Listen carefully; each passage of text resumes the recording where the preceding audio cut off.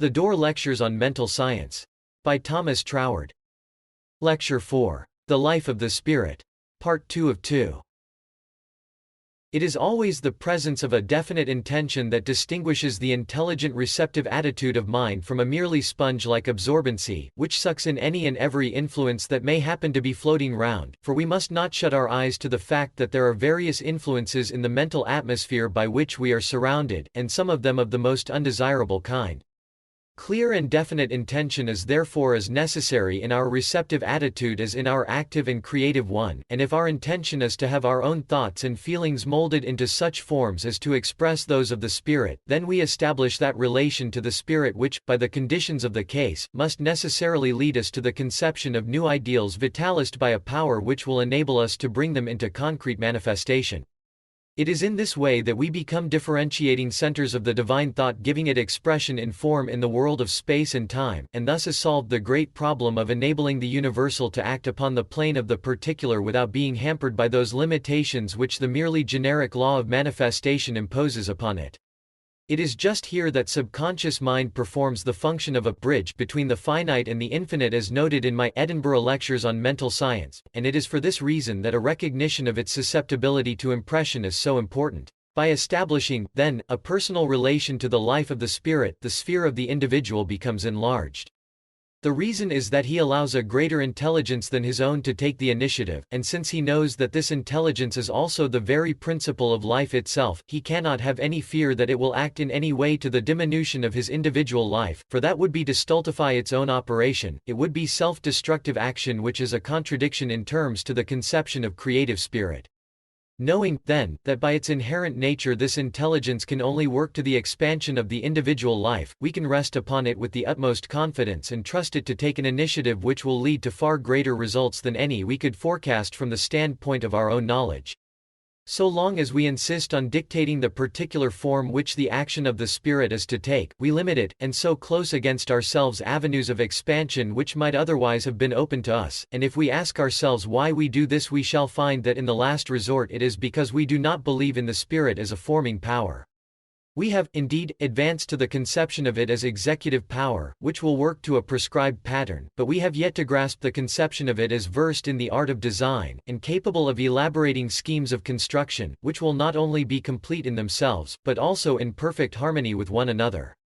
When we advance to the conception of the Spirit as containing in itself the ideal of form as well as of power, we shall cease from the effort of trying to force things into a particular shape, whether on the inner or the outer plane, and shall be content to trust the inherent harmoniousness or beauty of the Spirit to produce combinations far in advance of anything that we could have conceived ourselves. This does not mean that we shall reduce ourselves to a condition of apathy, in which all desire, expectation and enthusiasm have been quenched, for these are the mainspring of our mental machinery, but on the contrary their action will be quickened by the knowledge that there is working at the back of them a formative principle so infallible that it cannot miss its mark, so that however good and beautiful the existing forms may be, we may always rest in the happy expectation of something still better to come. And it will come by a natural law of growth, because the Spirit is in itself the principle of increase. They will grow out of present conditions for the simple reason that if you are to reach some further point it can only be by starting from where you are now.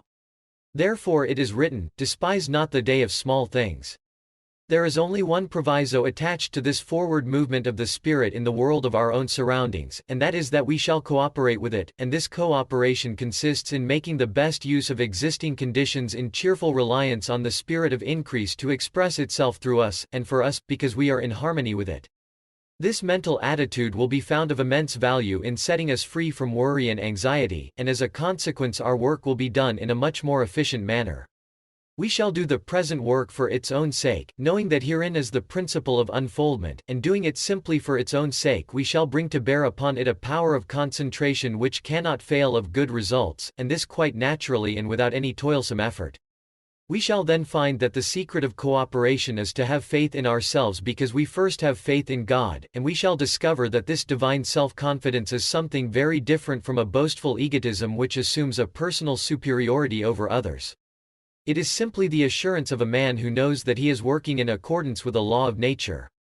He does not claim as a personal achievement what the law does for him, but on the other hand he does not trouble himself about outcries against his presumptuous audacity raised by persons who are ignorant of the law which he is employing. He is therefore neither boastful nor timorous, but simply works on in cheerful expectancy because he knows that his reliance is upon a law which cannot be broken. In this way, then, we must realize the life of the Spirit as being also the law of the Spirit. The two are identical, and cannot deny themselves. Our recognition of them gives them a new starting point through our own mentality, but they still continue to be the same in their nature, and unless limited or inverted by our mental affirmation of limited or inverted conditions, they are bound to work out into fuller and continually fuller expression of the life, love, and beauty which the Spirit is in itself. Our path, therefore, is plain. It is simply to contemplate the life, love, and beauty of the originating Spirit and affirm that we are already giving expression to it in our thoughts and in our actions, however insignificant they may at present appear. This path may be very narrow and humble in its beginning, but it ever grows wider and mounts higher, for it is the continually expanding expression of the life of the Spirit which is infinite and knows no limits. Lecture 4. The Life of the Spirit. End of lecture. Need help understanding Troward's teachings? The Thomas Troward lectures contain very deep and powerful information, but to get the most out of them, require repeated listening and in-depth study.